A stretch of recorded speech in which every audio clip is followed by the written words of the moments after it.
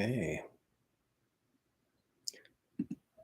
All right. Welcome back. My name is Mike Sattel, Buddhist meditation teacher, here to do weekly guided meditations. We get to sit together, go over some guided instruction on sitting, maybe a little bit of theory, Buddhist psychology as well. Let's see, tonight I think that the working title is Shamatha, Peripheral Awareness and Cessation. Um, Believe me, it all threads together, and I guess threading together. Many people, especially in the beginning, can conceive of meditation as being somewhat hard or difficult. But really, when you think about like a difficult activity such as driving a car, uh, that's a challenging and difficult activity. There's lots of stuff happening. You have to keep your eyes on the road. You have to be aware of what's going on in the car. You have to be aware of the side mirrors, rear view mirror, everything else that's going on. Yet somehow that all begins to thread together into a unified experience. So this is, I guess, what I'm talking about here, about kind of threading together these qualities. So shamatha, that has that sense of, well, sometimes translated as calm abiding, sometimes translated as absorption practice. It's meditation focus where we're really investing in cultivating deeper states of concentration. When we talk about such concentration based exercises, there tends to be a lot of times in the conversation, this fusing together of your attention upon a steady, solid object that gives something for the mind to orient itself, to attune to allow it to steady. Yeah. So that shamatha quality, we can look at that as, we're driving the car, keep your eyes on the road. So right in front of us, keeping this object of focus that we can land our attention on. Yeah. And then the side mirrors that we check. All right, there's peripheral stuff that's happening that may be intervening upon or impinging upon our meditation, disrupting somewhat the concentration. So oftentimes, classically, that would be the hindrances, yeah, the craving, the aversion, the unconsciousness, restlessness, doubt, those things that arise. And then the rear view mirror, and a little bit more metaphorical. How is it that we can relate to these hindrances in a way that moves them from being obstructions to just observing the fading away cessation? So classically, people might argue like, yeah, that's not purist, but yeah, it's not very purist. We're going to have foreground focus, but we're going to be aware of kind of periphery and working with the periphery. And then in time, the whole foreground, periphery, rear threads together as a unified experience. So that's the intention tonight. So allow yourself to come to a comfortable upright position. We can explore this further.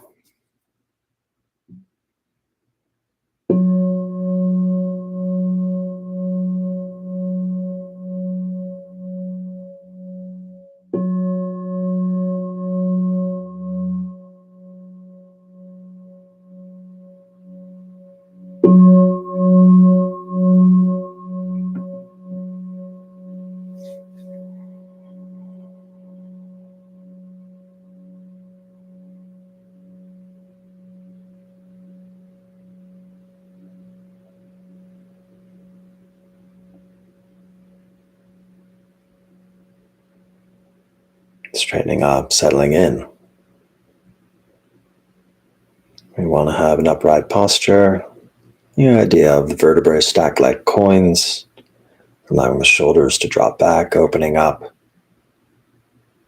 the chest and the heart center, as though there's a string at the top of the head pulling ever so slightly upward, allowing the lengthening in the back of the neck.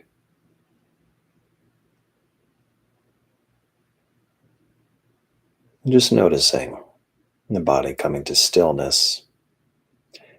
This settling into posture can be all that it is, really. We can continue to settle the more that we can come to a place of stillness. We can discern what tensions may be present. How is it that we can relate to them in a way where we can relinquish, let go of, any held tensions, intentionally relaxing certain muscles that may be just holding tension. And there might, of course, be tensions that we don't have that option to voluntarily release, so that we can bring a sense of just openness, acceptance, kindness to those experiences. That helps us. We can get rid of a layer of agitation, restlessness here and there. The body can come to a little bit more stillness. A little bit more stillness. We settle in. We can discern a little bit more subtle of the experience of what is present.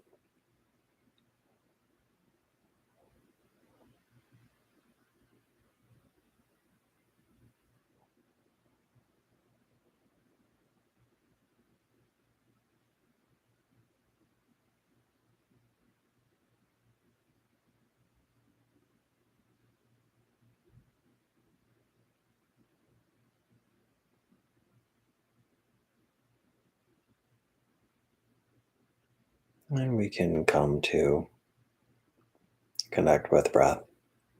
Whatever shamatha object you would choose, or that you care to choose and work with today is perfectly fine. Feel out the posture itself, hear out external sound. I'll be giving guidance on the breath.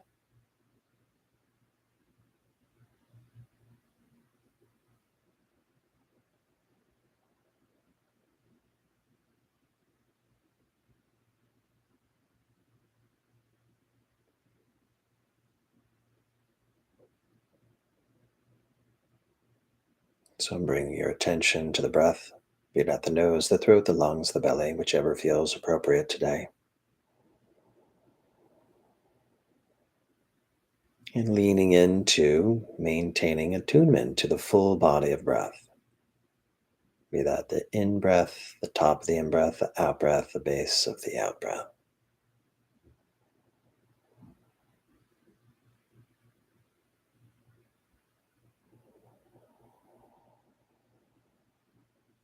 Allowing all else to filter out. So this is the attuning our attention. The more that we can lean into what is pleasant about the breath, the more that gathers together the various strands of attention to bit by bit connect more with this object of focus so that our attention becomes more unified, stronger. So noticing the pleasant qualities within breath.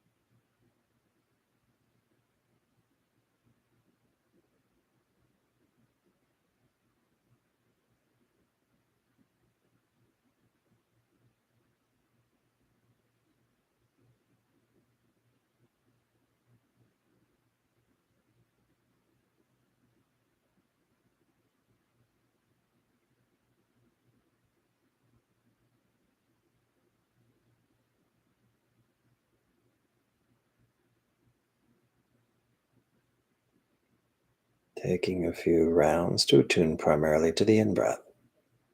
What is uniquely pleasant about that experience? It can be very subtle.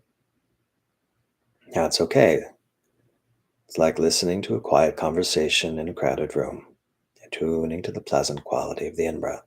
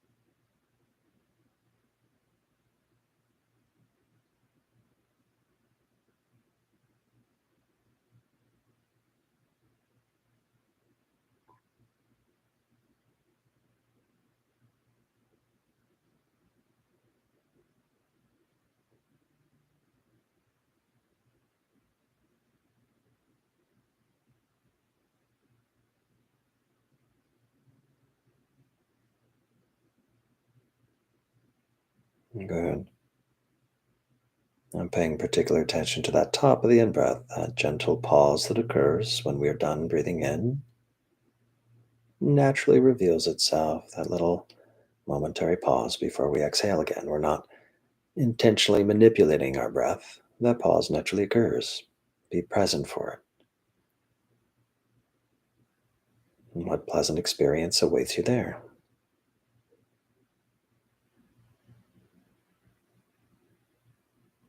Discern what it is and give yourself permission to feel that.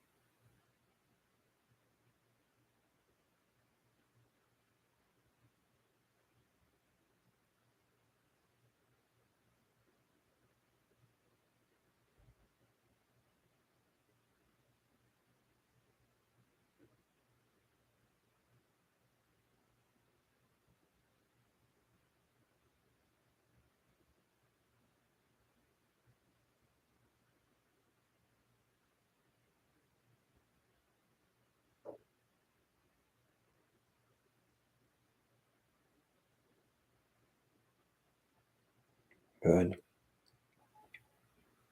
Paying particular attention to that out breath, inherent relaxation response, letting go. Notice what is pleasant in the out breath. Discern and give yourself permission to feel.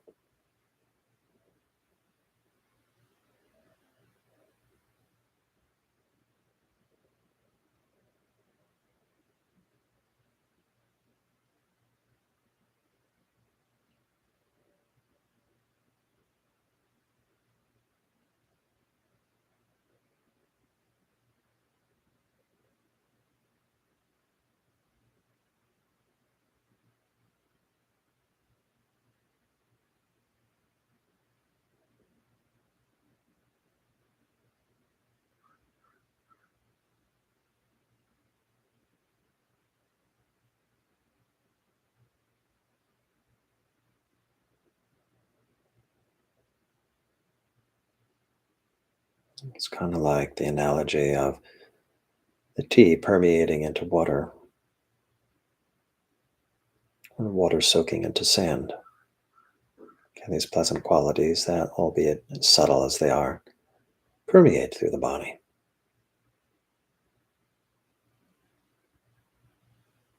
permeate through our attention.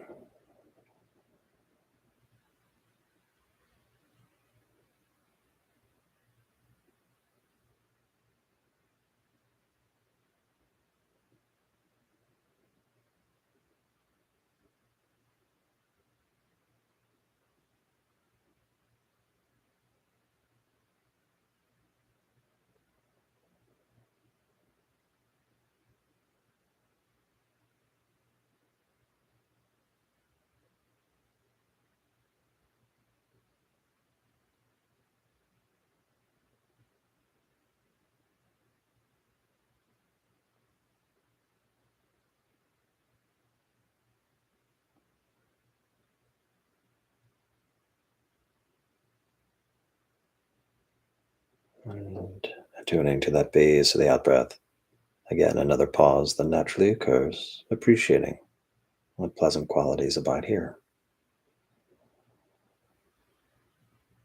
Allowing yourself to continue to settle, continue to abide in stillness, continue to appreciate whatever's pleasant, letting go of the unpleasant, letting go of tension.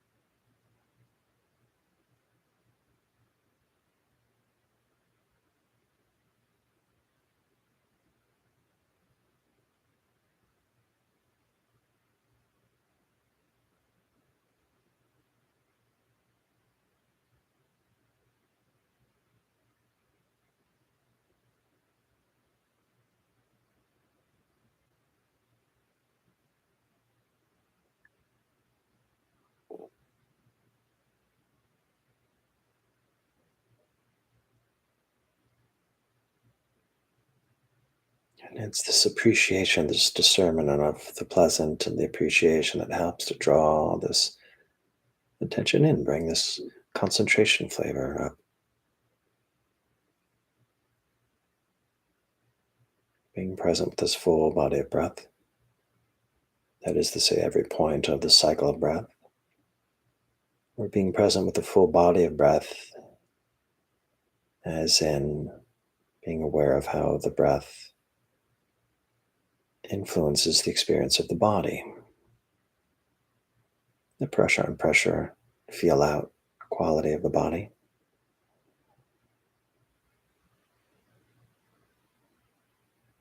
And as well, since we've been attuning to the pleasant qualities, how this breath influences this full feeling body, the emotive body, the feel in qualities.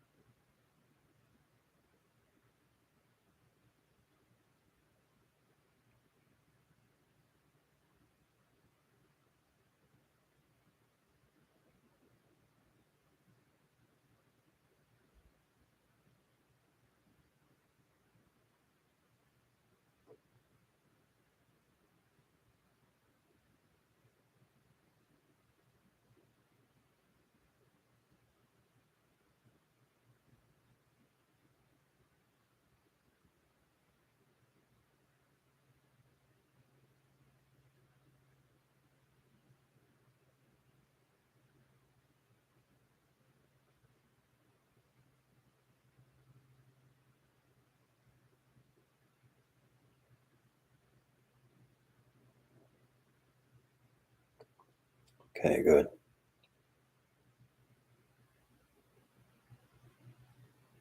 So, this next piece, even though we've been aligning all of this energy into a focused attention, we're going to take a couple of those strands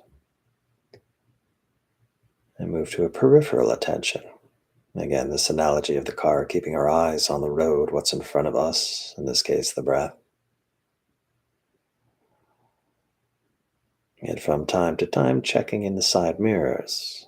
That's this peripheral attention on what else is taking place, whatever distractions can arise. Classically, the hindrances, the craving, aversion, restlessness, doubt, sloth and torpor, or unconscious. As it shows up in the body, as it shows up mentally and in thoughts.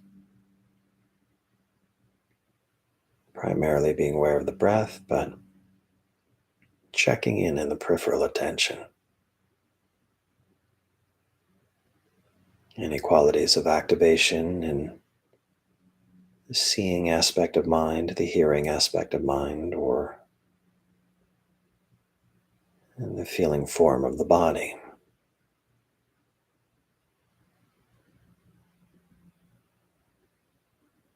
Or are there moments where we can discern rest states? In the mind's eye, moments of rest. Between the ears, moments of rest. Within the body, qualities of rest. So discerning. In the periphery, qualities of activation and rest in the mind and body. If there's activation, are they related to the hindrances? Is there a little bit of craving, aversion, unconsciousness occurring?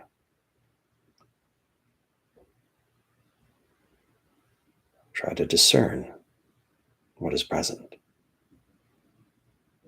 and cultivate a quality of acceptance, equanimity, friendliness.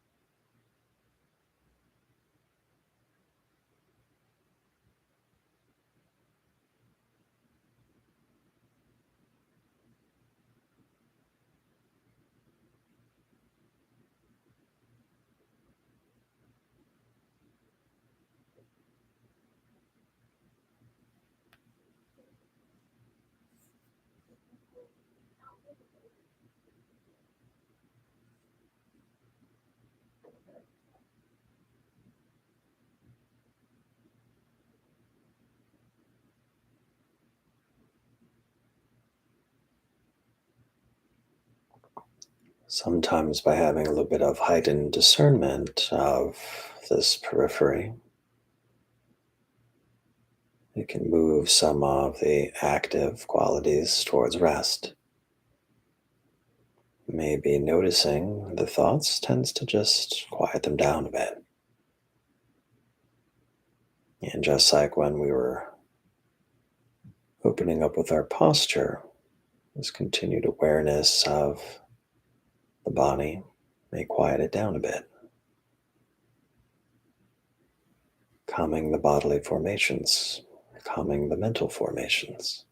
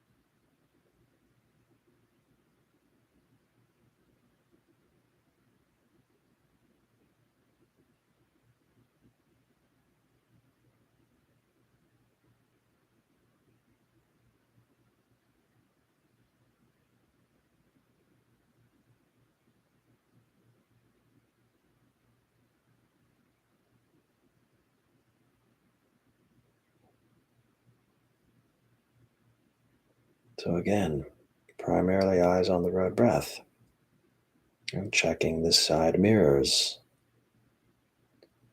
mind and body, calming the mental and bodily formations just by noticing them, as well as noticing the rest states of them. So sometimes, as if we're driving, our attention can dart back and forth, our eyes dart back and forth to the road, to the mirrors, etc. But in this case, we can also open up the scope to include attention on the breath, and also factor in this full body of breath. So, this breath that is fusing and infusing this entire body.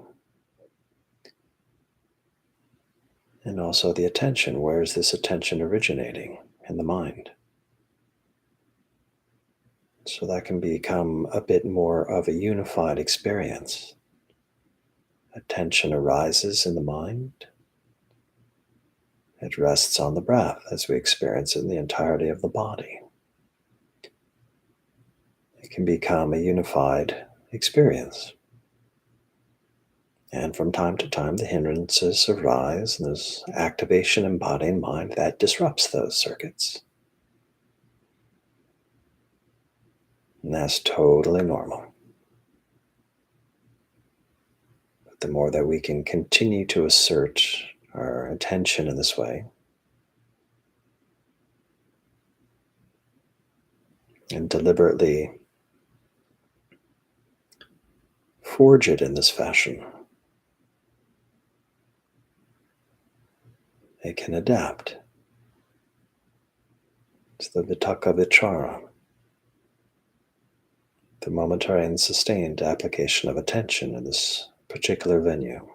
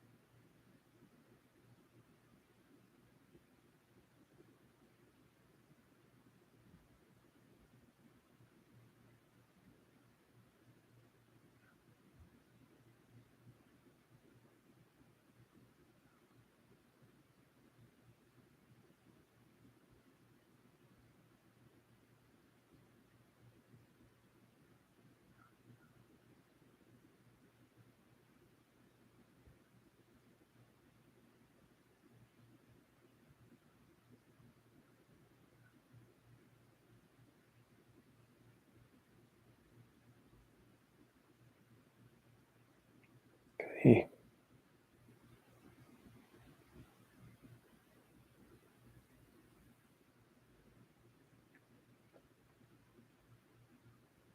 So extending this metaphor, looking through the rearview mirror from time to time.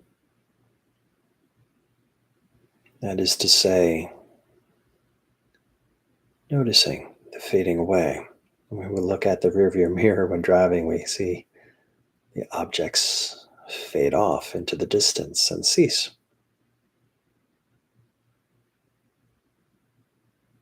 So, in this peripheral awareness, or this more wider unified attention to breath and body and the originating of attention, this broader awareness that's moving more towards this peripheral awareness. From time to time, when the various thoughts and feelings arise,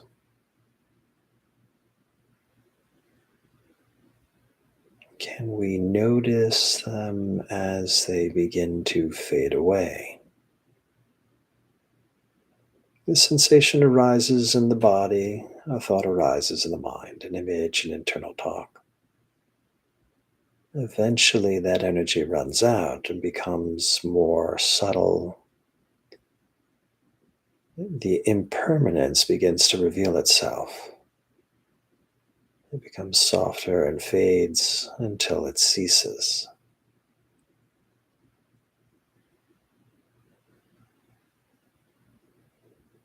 Still eyes on the road, the breath in front. And we have this attention that originates in the mind that's directed towards the breath as it infuses the entirety of the body. And when things arise to disrupt that, we notice the fading away and cessation of those sensory events.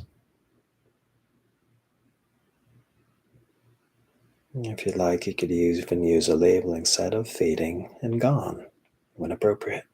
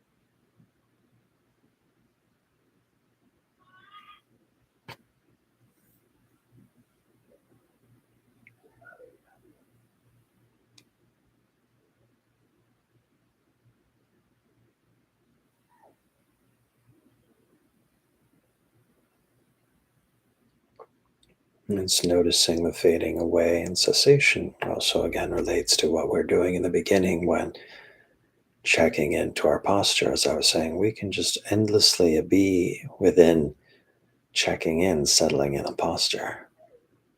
Because this is a bit more of a heightened discernment of noticing bodily formations that can continue to fade and cease.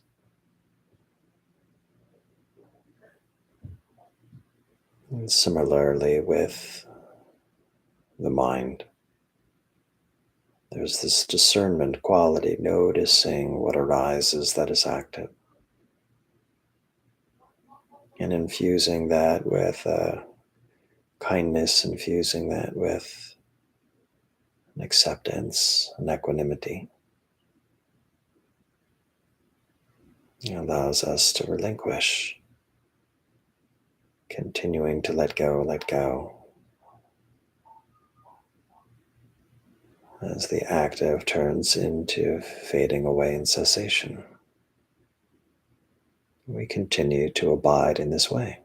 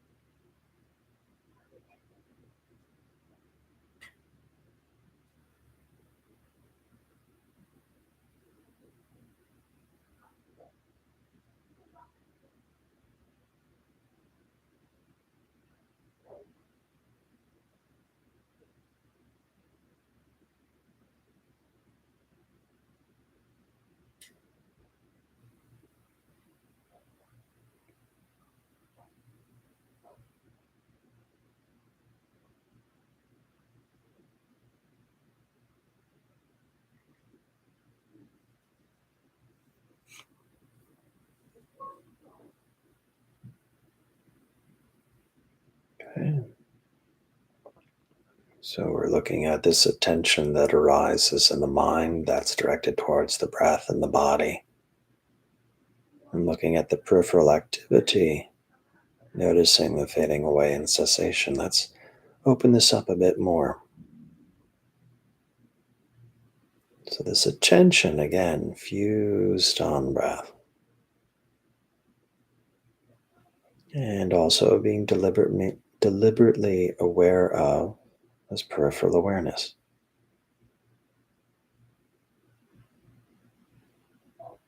There's this wider, vaster knowing, taking in this entirety of the environment you're in. How wide, how vast is this peripheral awareness? Any sound that arises in the next room, a block away, a mile away, this awareness is there.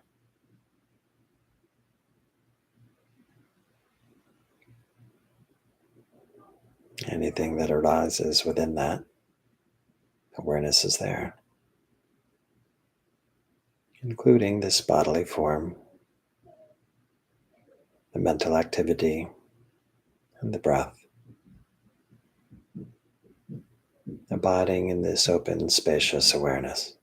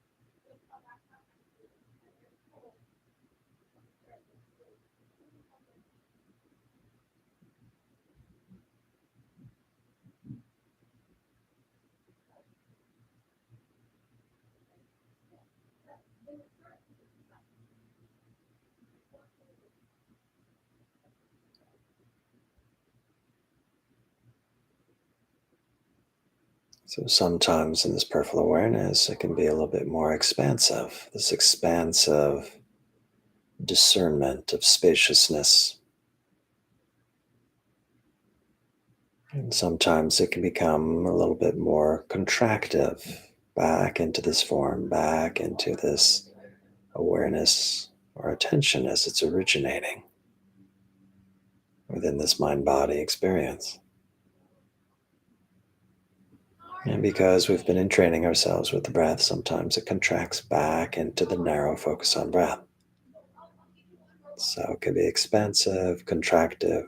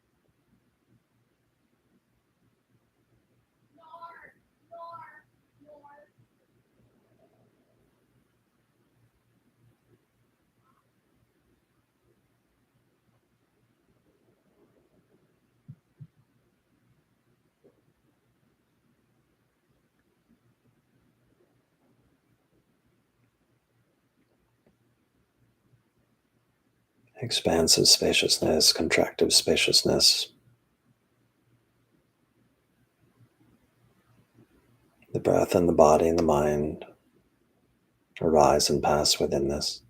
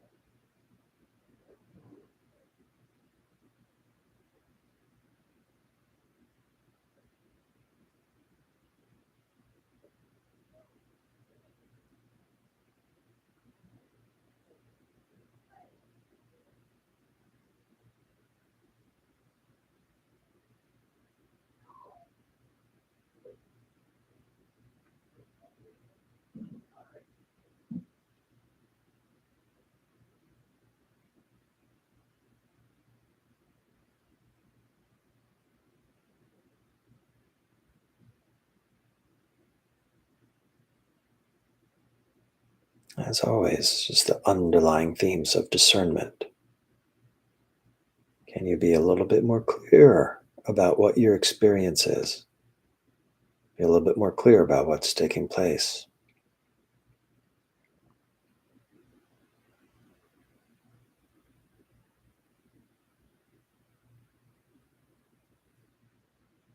What is the response that you're cultivating?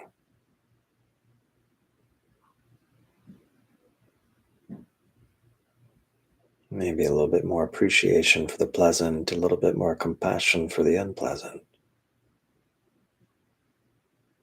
and underlying all of it, an equanimity, Always an appropriate response.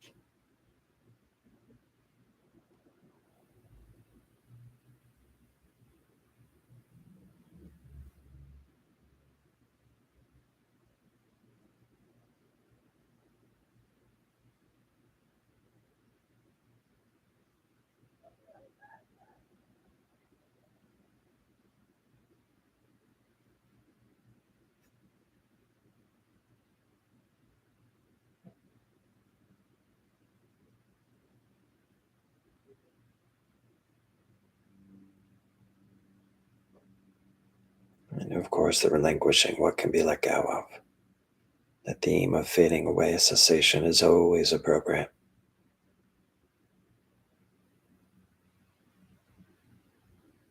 That in breath comes to an end, that out breath comes to an end. That thought, that sensation comes to an end.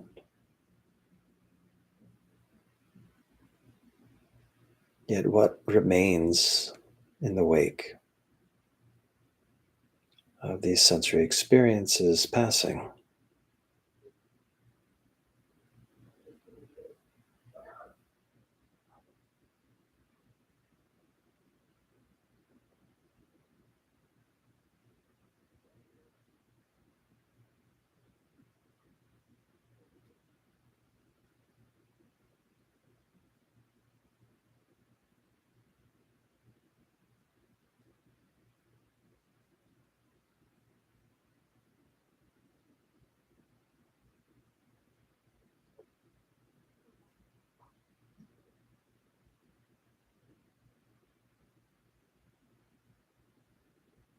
Just appreciate. Just appreciate.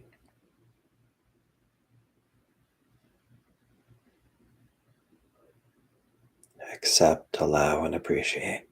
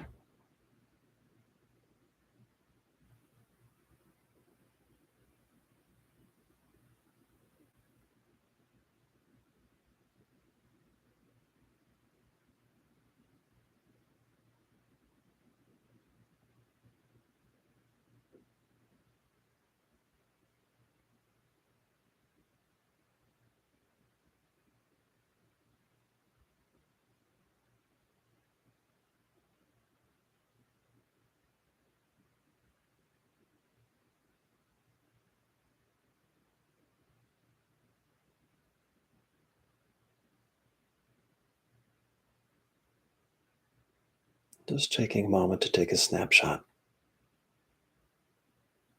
This experience of mind, this experience of body, this experience of spaciousness around. And the openness, the appreciation, whatever pleasant qualities are available to you currently.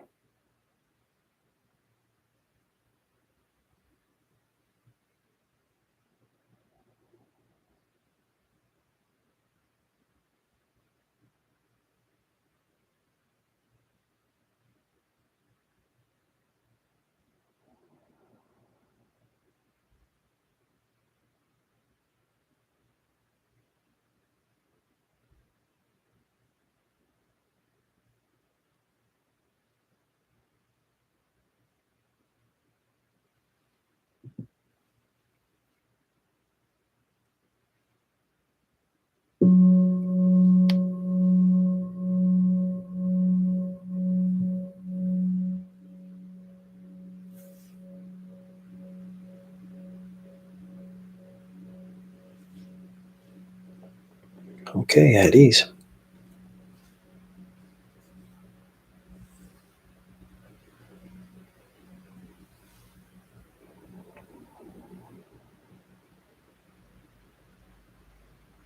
So, to review what we did there, just playing around with that analogy um, that I mentioned in the beginning of the car driving. Yeah, how we can have different activities that tend to thread together to become more unified.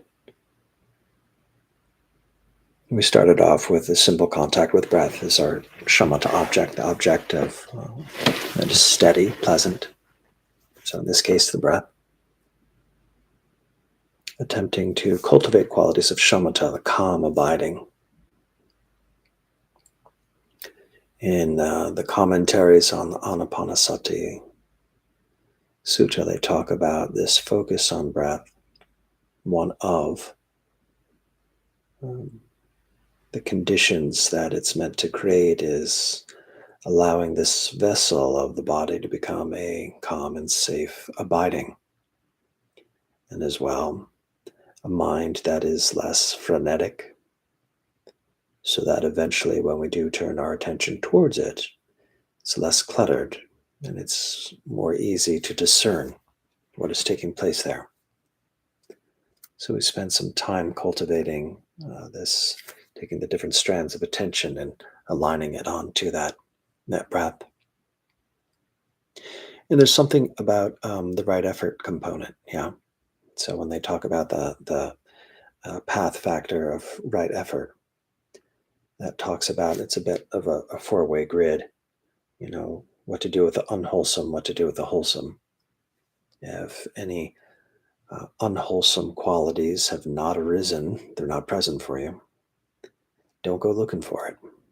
So if the mind is open and active and it wants to jump down a rabbit hole here or there, see if you can avoid doing that, especially if it's going to take you to some place that's rather grippy, graspy, take you down a wrong, bad road. And if there's anything that's unwholesome that is arisen, and again, the hindrances, yeah, the craving, the aversion, etc., how is it that we can relate to it in a way that um, we can relinquish it? I think I just lost my, I got foggy there for a moment. I'm back. So building that concentration. And if there's anything, wholesome qualities we haven't noticed, how is it that we can cultivate them? And if they are present, how is it that we can relate to them so we can sustain that? So that's part of the idea of noticing within the breath the pleasant qualities. So that can build up some wholesome qualities. Yeah. So in that in breath, oftentimes there are pleasant qualities of a joyfulness or a overall pleasant hedonic tone, the oxygen pleasure of our air needs being met. Top of the in breath, many people report a wakefulness, a brightness, vitalization. That exhale, a relinquishing, a letting go, tranquility. That base of the out breath, stability, and equanimity, whatever it is for you. So it's that sense of cultivating, cultivating the wholesome and sustaining it. Yeah, and that helps to align the attention in that way. And then, of course, there's distractions that occur. And that's when, I introduced the idea of the side mirror of like, okay, we're attending to the breath, but can we also have a few strands to just kind of notice just kind of what's going on the sides so we can deliberately notice them.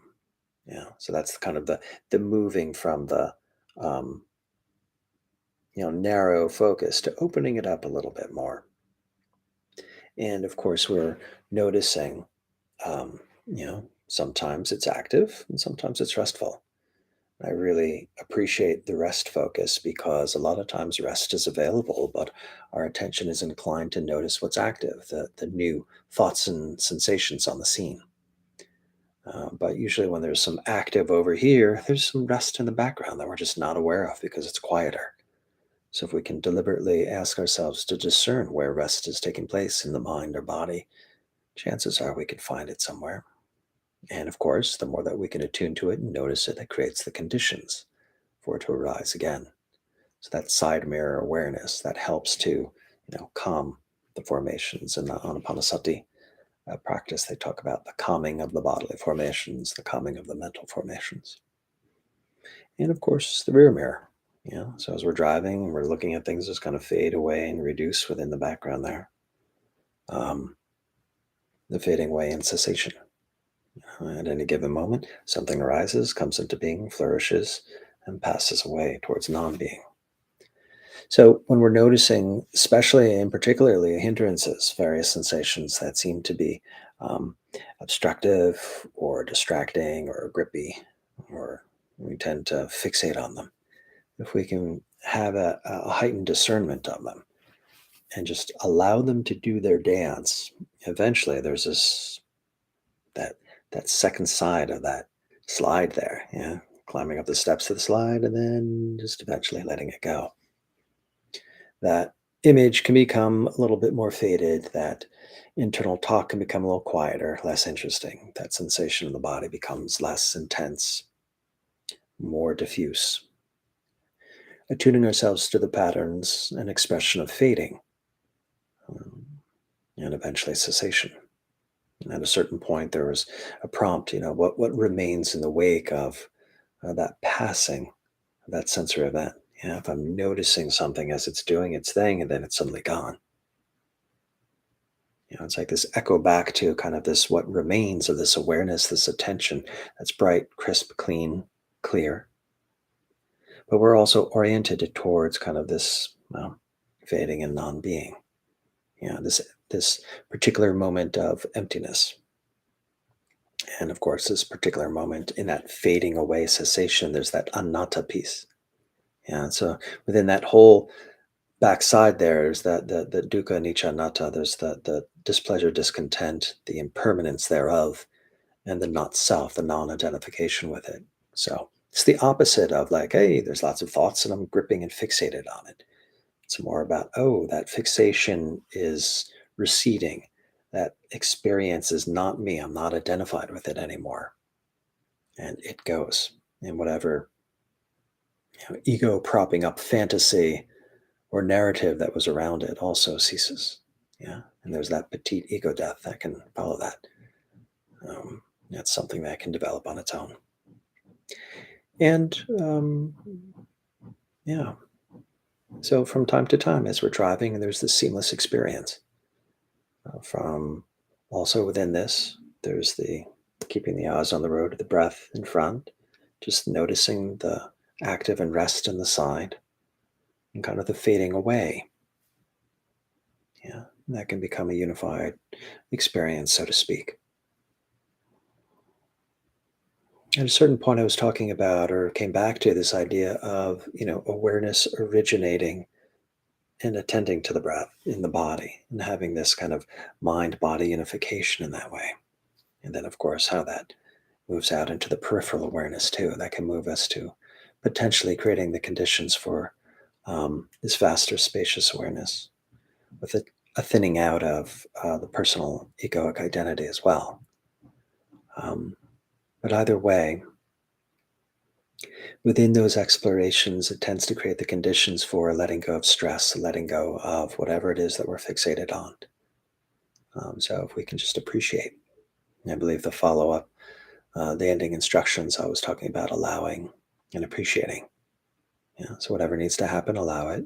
But we can stand back, let it do its dance, rise, fall, active to rest, and appreciate. Appreciate the spaciousness, appreciating the non being, appreciating the non fixation. And again, that goes back to the continued cultivation and sustaining of the wholesome states of mind. So that about does it. That's what we did. I guess that's what they say about writing. Say what you're gonna say it, then say what you did. So thank you for coming out. Appreciate it, and hope to see you next time. Let's end with a dedication of merit. And by the merits of these acts and other such virtues, may we attain liberation for the benefit of all beings. We bow before those that come before us, after us, and to those who walk beside us on the path.